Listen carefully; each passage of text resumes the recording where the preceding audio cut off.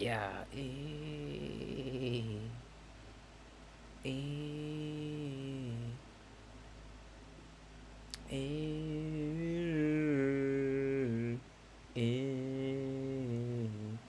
Um, let's break down the DXY real quick so that we can go to gold. I just have like a couple of minutes. You know what I'm saying? So let's see how the market is behaving. So because of the war, the market has been basically what the market did, push towards the downside, advance towards the upside, towards the downside, advance towards the upside. You know, not swinging, not sweeping those highs towards the upside, right? But I'm still very much bullish until the market probably taps into this OB and then any form of mitigation right there, and then we might take the sell towards the downside. Now, the thing about understanding the DXY is that if you understand the DXY, gold will come easy because these two don't move the same, right? So the DXY and the gold, sorry, don't move in the same direction, right? Meaning that they are negatively correlated, right? So they are negatively correlated, right? So they never move in the same direction. But if they do, what it means is that one of them must fall. One must fall. One must fall, right? One must fall. One must give, right?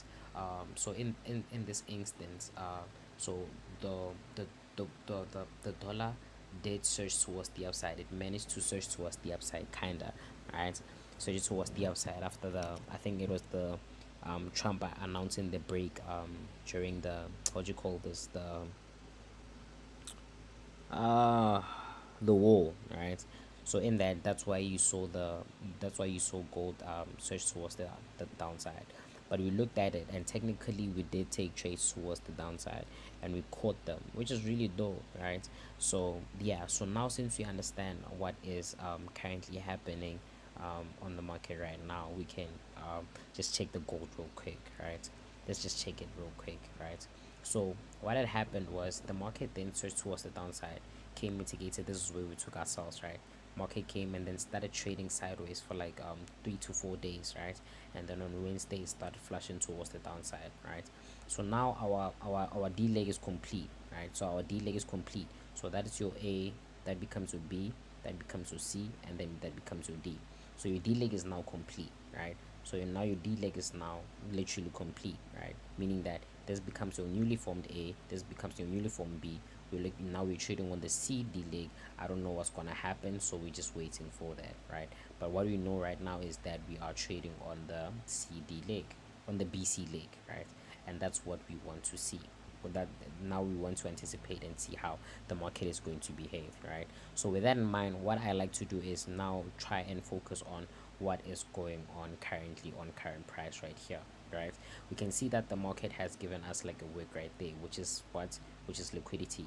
That is money left behind, right? That's liquidity. It's money left behind, right? Graph on the upside down as well, right? That's what, that's another currency. That's money left behind, and that's what we actually should be or are aiming for, right? And then from there we go to the 1 hour time frame. So as we go to the 1 hour time frame, sorry, as we go to the, no, let's start to the 4 hour. Right, so on the 4 hour you can graph how the market behaved basically, right? So it gave us a swing low, swing high, swing low, swing high, and then give us a change in order flow, came back, mitigated, and then advanced towards the upside, right? So now we are late. We can't just like we can't just complain about, we can't just complain about or fuss about spilled milk, right? So the goal is just to move forward. So the market surged towards the upside, giving us a brand newly formed break of structure towards the upside, right? So that becomes a newly formed BOA towards the upside. Does it make sense? So what are we trading on right now? So we're trading on A, B. We're looking for the market to form our C so that we can complete our D leg. So now we're trading on the BC leg, right? So we're trading on the BC leg. Now on that note, the goal now is to probably apply my fib from my highest point to my lowest point. So now I know where my equilibrium is. It's just here, right? So with that in mind, I'll cash up any form of any form of POI under the 50%. That's my POI, right? So I can see that you have like the 4 hour order block right there, or the 4 hour POI, right? So now we have like the 4 hour POI. So the goal is just to wait and see how the market mitigates here, and then going to advance it towards the upside, right?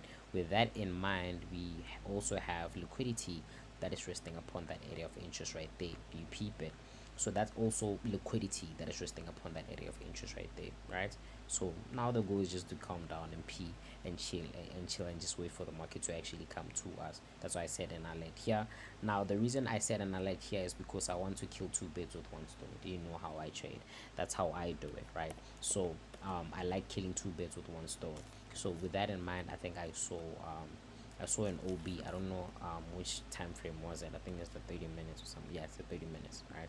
So on the 30 minute, I saw this OB right there, right? Or this POI right here, right? So that becomes my POI as well. That becomes my POI, right? So my goal is to see this market my goal is to see this market tap into that POI and then actually advancing towards the downside even lower, right? Because when you look at it properly, the market has been creating what you call this lower lows and lower highs, right?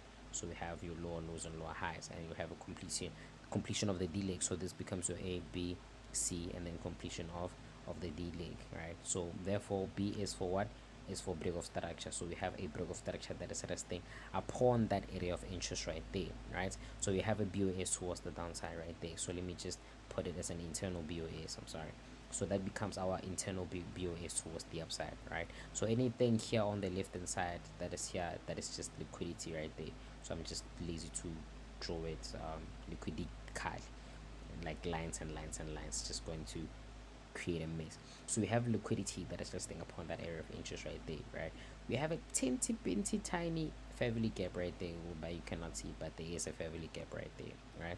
So now the goal is to, or the anticipation is to see the market actually advance towards the upside and then give us a change in order flow so that the market can basically start mitigating towards the downside and give us a change in order flow here so that we can take the buys towards the upside and peep it. So I'm trying to kill two birds with one stone, really, like Chuck Norris, who kills two stones with one bird. You peep it.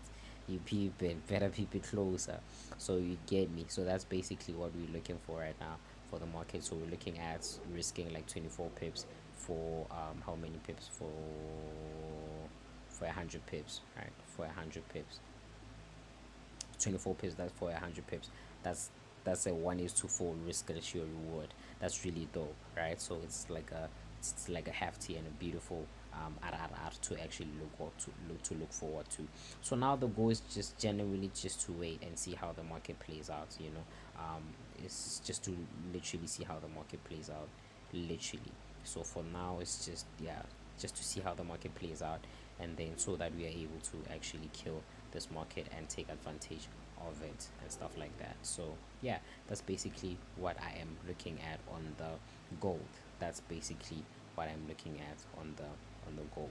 Let me check my history.